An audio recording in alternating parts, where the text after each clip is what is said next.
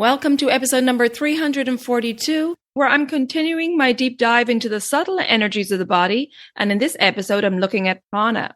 I'm going to talk about what it looks like when we have optimal prana, what are the disorders that can occur, and how we can enhance this vital life force energy. So please stay tuned.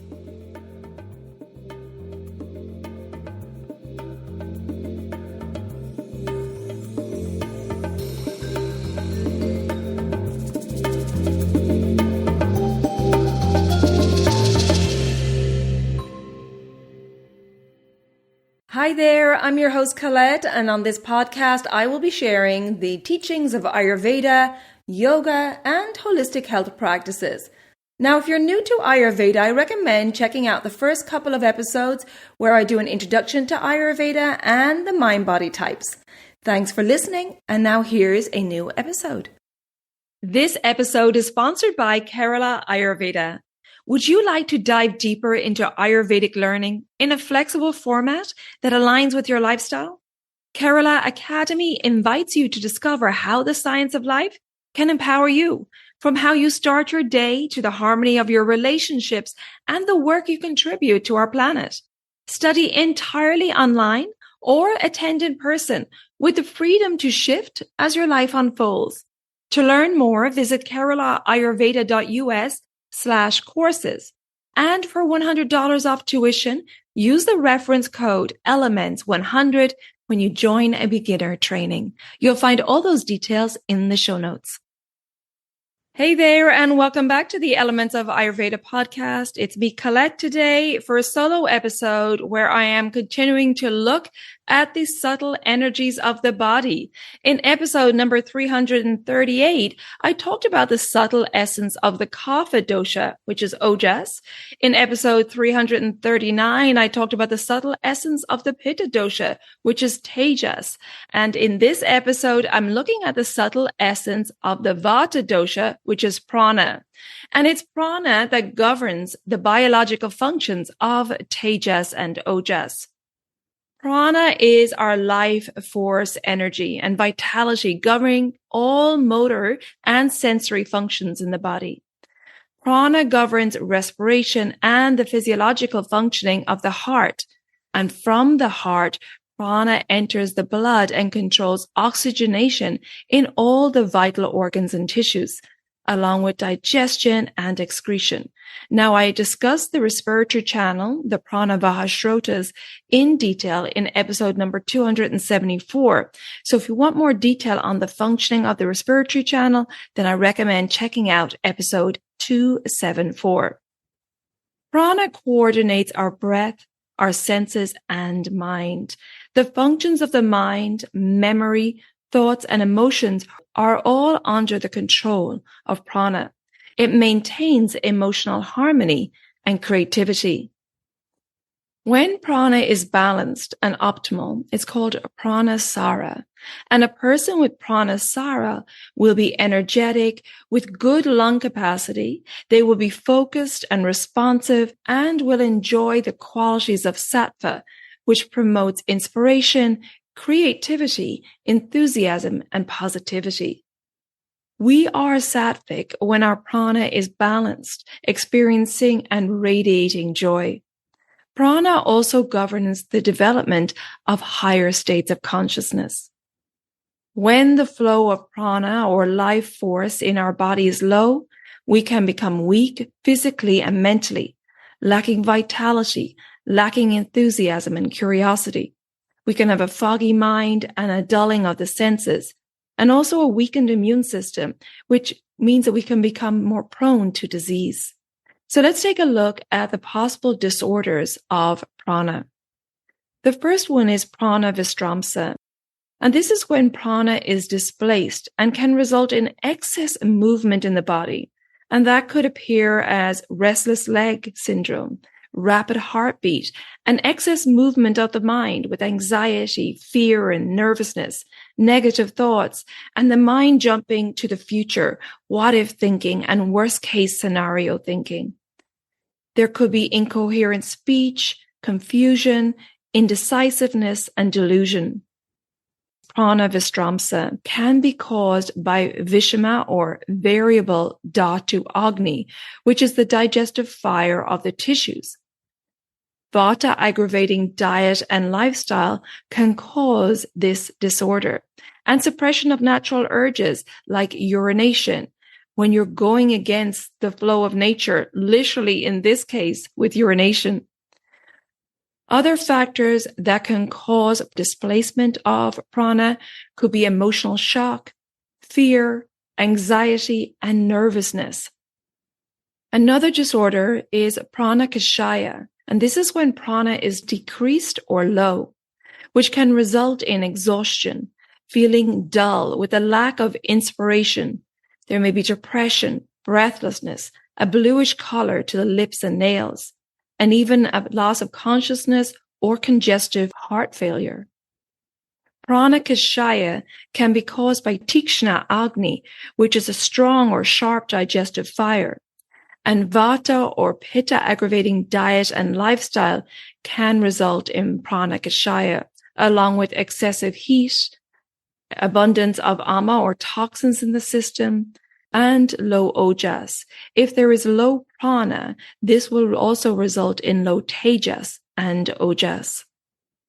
The next disorder is prana vritti, which is excessive or unprocessed prana, which can result in excessive movement of prana, leading to restlessness, breathlessness, hyperventilation, feeling ungrounded, dizziness, and insomnia. When the flow of prana is excessive, it can result in the loss of mental control and learning and behavioral problems. There could be a feeling of stress, fear, anxiety, and a feeling of a lack of direction, along with other excess vata conditions. Prana vritti is caused by Agni Manda, or slow digestive fire, and with kapha or pitta blocking the flow of prana. The final disorder is prana vyapat, and this is where prana is disturbed by a long-standing imbalance of one or more of the doshas. And this affects the qualities of prana, and it can affect the entire immune system too. The exact manifestation of this disorder will depend on the dosha or doshas involved. So let's take a look at how we can prevent these prana disorders from happening by enhancing prana in the following ways. Prana governs respiration, and pranayama is the practice of energy control, and this is the best practice to enhance prana. When we breathe in deeply, the diaphragm muscle moves down to allow the lungs and chest to expand, to take in oxygen. And when we breathe out, the diaphragm muscle moves up, emptying the lungs to help with the release of carbon dioxide. These actions are directed by prana in the hypothalamus of the brain, directing the central nervous system. By focusing on our breath in a pranayama practice, and particularly in a calming practice like nadi shodhana or alternate nostril breathing, we're activating the parasympathetic nervous system or the rest and digest system and balancing the right and left sides of the brain and body. When we breathe into the right nostril, we stimulate the left side of the brain, which is associated with masculine energy of ambition, logic, and being scientific. When we breathe into the left nostril, we stimulate the right side of the brain, which is associated with feminine energy of surrender, compassion, and intuition. A pranayama practice like nadi shodhana is a wonderful practice to calm the vata dosha and enhance prana. And if you're not familiar with this practice of nadi shodhana or alternate nostril breathing, I have a pranayama video tutorial and you can check it out. I'll put a link to that in the show notes. Another great mindfulness practice to enhance prana is via meditation, which begins with awareness of the breath as you use your breath to bring your attention to the mind and your emotions. And as I mentioned earlier, the emotions of fear, anxiety, and nervousness can displace prana.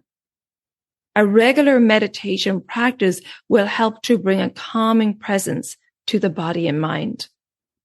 Yoga is another wonderful practice where you're syncing your breath with your movement, cultivating awareness of the breath and the body. Anytime we're bringing awareness to the breath, we're enhancing prana. And several studies have shown that meditation and integrated yoga practices significantly reduce stress levels and improve the overall energy of communication and the energy flow in the organ systems.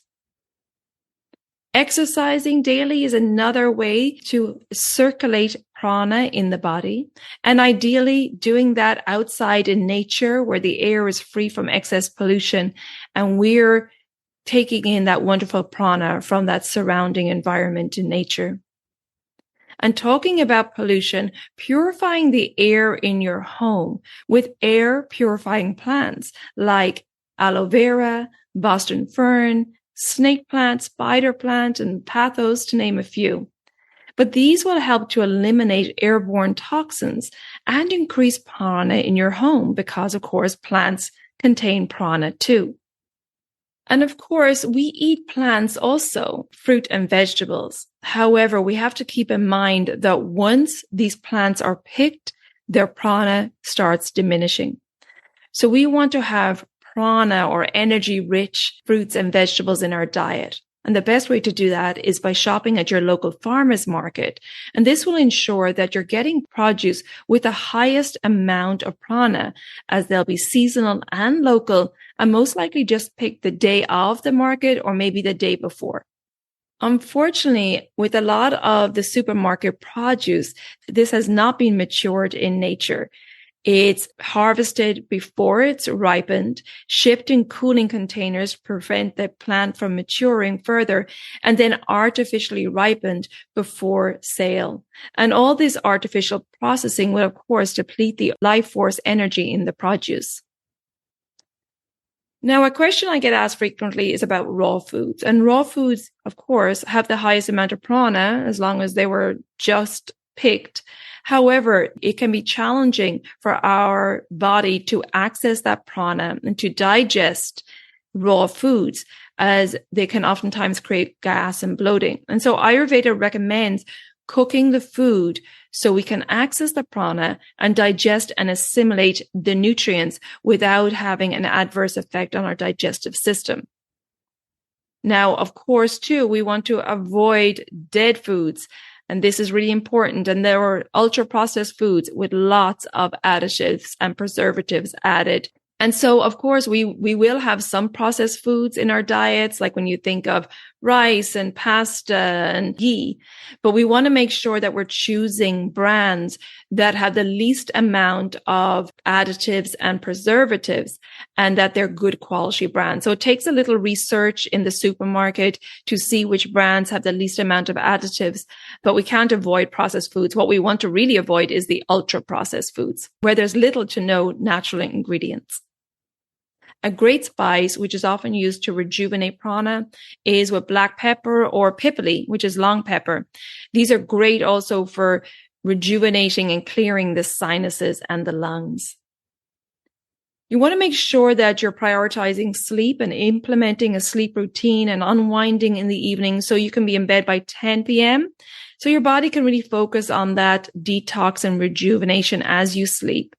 And we know that if we're staying up late, our prana is really going to be depleted. So really making sure that you're putting a focus on getting good quality sleep. And then in the morning, making sure that you're cleaning your nasal passages. You can do that with a neti pot with a saline solution to open up the prana carrying channels. And then nourishing your nasal cavity with like a nassia oil, nasal oil, or just line the inside of your nostrils with ghee, or maybe the oil that you're using for your abhyanga. These self-care practices will ensure that you're maintaining a positive environment in your body to enhance prana. Our body and mind is nourished by the flow of the subtle energies of prana, tejas, and ojas. Bringing balance to these three energies with an appropriate diet, exercise, and lifestyle for our own unique constitution will bring us great health, happiness, vitality, and longevity. Now, if you're looking for individualized support and guidance on enhancing your prana or the other subtle energies of tejas and ojas, and tailoring your Ayurvedic journey to your unique mind-body type, then please check out my online services on my website, elementshealingandwellbeing.com. If you like to study by yourself, I recommend the online Daily Habits for Holistic Health program. It's a 28-day self-paced program with the objective to help you live in tune with the circadian rhythm. And it educates you on how to implement these daily self-care practices to make sure you're nourishing these subtle energies. It will also educate you on how to become your own healer by understanding how to eat for your constitution and understanding the principle of opposites. I also cover what mindfulness practices are best for your constitution and how to connect to your intuition. So that's the Daily Habits for Holistic Health program. And then, of course, I offer online consultations where I can put together a strategy for your diet, lifestyle, self-care, and mindfulness to help you maintain balance and prevent illnesses and, of course, address any current imbalances going on. And I have my Digestive Reset Cleanse, which is an individually tailored holistic cleanse program to help you reset your physical and mental health. If you have any questions before you book any of my services, then please take advantage of my free 15-minute online Services Enquiry Call, where we can hop on Zoom and I can answer all of your questions. So that's my episode on the subtle energy of prana. And I hope you enjoyed this overall deep dive in the last 3 episodes into these subtle energies of ojas, tejas, and prana. It's really great to understand how these subtle energies have such a big impact on our health and how by implementing these simple daily self-care practices, living in tune with Mother Nature and eating and living in alignment with our unique constitution can keep these energies in balance. If you think that this episode will be helpful to family or friends, please share it with them so we can spread this wisdom of Ayurveda and have more people empowered to take charge of their own health. And I have a favor to ask. If you're getting benefit from this podcast, if you're enjoying the episodes I'm putting out there, I would really appreciate a rating and review wherever you listen to your podcasts. And thank you in advance for that. You can find me on social media. On Facebook, I'm under Elements Healing and Wellbeing, and my new Instagram page is Elements of Ayurveda Podcast. Come and join me there. Thank you so much for tuning in, and until next time, take good care of yourself, be well, and bye for now. Slanga full.